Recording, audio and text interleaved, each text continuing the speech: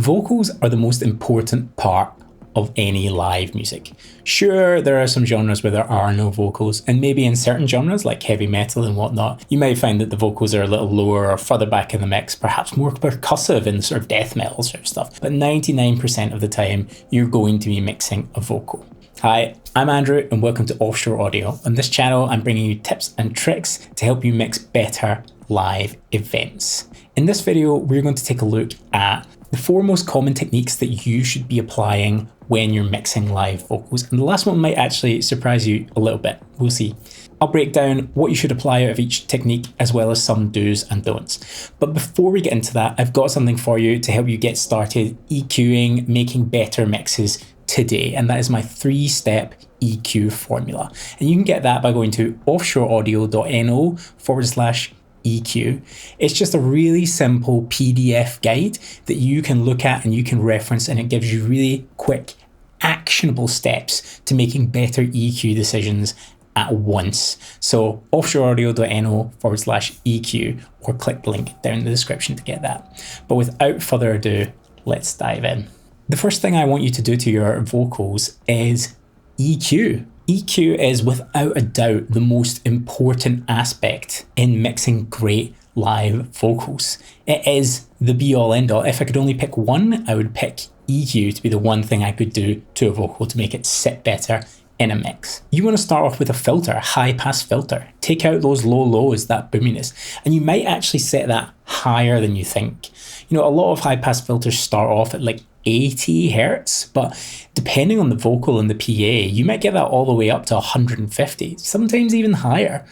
It depends on how the slope of the filter is, and really the only way to know is to listen. So if you start filtering your vocal and you still think there's some boominess in there, just roll that filter up until it sounds nice to you. You'll know once you've sucked all the bottom end out of the vocal that you've gone too far. Afterwards, I often find that a cut in low mids is necessary, somewhere like 200 to 400 hertz. It tends to be a buildup of low frequencies due to the proximity effect on cardioid microphones. So when you have that microphone closer to your face, you get more bass. That rhymes. Closer to your face, you get more bass. Anyway, you often need to compensate for that by cutting something out in the low mids. And again, that depends based on the person and the microphone that you're using. I quite often find myself doing a cut in the high mids as well. Certain microphones like Shure SM58s have this like peak, this presence peak somewhere at 3 to 4 kilohertz. But again, that changes based on the performer. So just listen, and if you hear any sort of harshness, maybe a sort of wide but low cut in that sort of region might help dial that out. And in some more extreme cases, sometimes a high shelf can take off any of the high highs, or even I sometimes bring that high shelf low down to like 4 kilohertz if there's a very sharp sounding vocal on a sharp sounding microphone. I don't often boost when I'm doing EQ on a vocal, but maybe if it was metal music or something and I want that vocal to cut through a mix and really punch and be a bit scratchy, then I might look for a sort of boost in the high mids. But generally speaking, I don't tend to boost on my vocals. The next most important thing that you're going to do to your vocals is applying compression. Vocals are really, really dynamic. You know, people go from quiet to loud really fast, and that difference can be huge. And it really, really helps to have a compressor in there to catch those peaks and to bring them down and just to balance out that performance. We want the vocal to sound up front. We want it to be right there in our face. We want it to be even and powerful. And what's more, we're used to hearing compression in vocals in popular music, whether that's at shows or on the radio, on CDs. Does anyone listen to the radio? Even as far back as like the 50s, you can hear audible compression on vocal recordings. We're used to it. But it's really important that you don't overdo it, because you will crush it and suck the soul out of that vocal. Go for a medium-high ratio of 4:1. Set a fast-ish attack time of between, I say 5 milliseconds and 1 millisecond.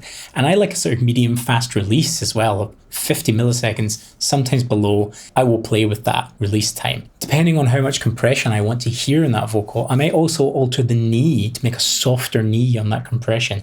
And that just means that we get more of that compressed sound, that compression effect, without slamming everything quite as hard. To get you started, aim for 6 decibels of gain reduction and try not to go over 10. And stay away from makeup gain, because that's dangerous feedback material. I tend to only really use makeup gain in studio situations, not so much in live. But let me know if you have your own ways of compressing vocals. I want to hear from you. Write me a comment down below and tell me what you do when you're compressing vocals. Third in my list of things you should do to your vocal is apply effects. Now, when I say effects, I mean reverb and delay.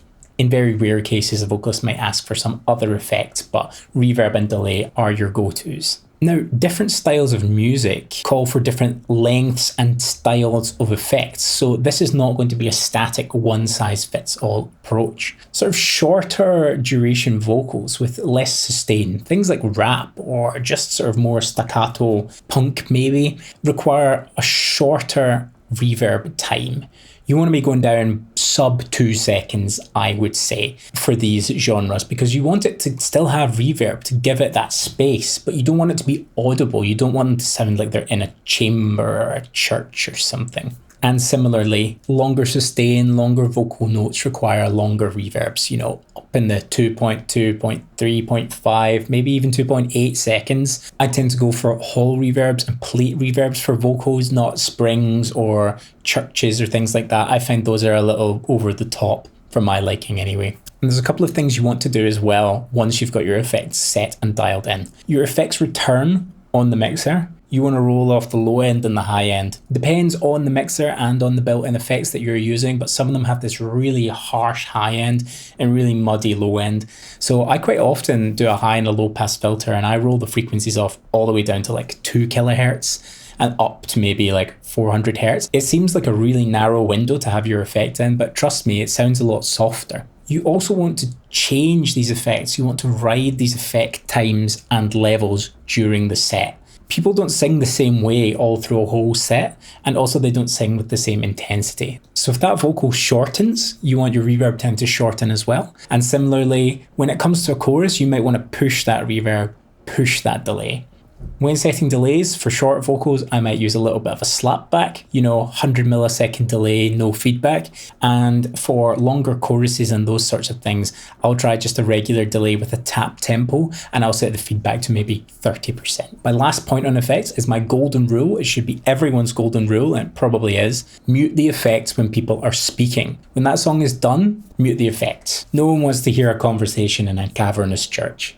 Now, my fourth point about vocals that might come as a surprise, but really shouldn't, is volume. You need to make sure that vocal is on top. This is the most important element of a mix. And be on that fader, ride that vocal level up and down during the song. You are the best compression. So let's sum it up. EQ, compression, and effects make a great vocal. And you need to suit every one of those things to your vocalist. Every vocal sounds different. Every microphone sounds different. Listen and adjust based on what you hear. Most important of all, keep that vocal on top. We don't want to lose it in the mix anywhere unless that is the intention. And if that is the intention, let the vocalist tell you that. Don't assume that. And if you want to EQ better vocals, head to offshoreaudio.no/EQ and get my 3-step guide to better EQ.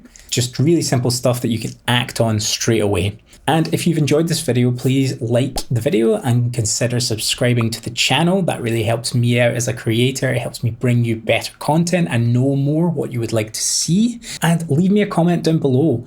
How do you process your vocals? Do you differ from what I do? Do you have another stage in the process? Or are you just looking forward to trying this stuff out yourself? I'm looking forward to hearing from you. But until next time, thanks a lot for watching. Goodbye.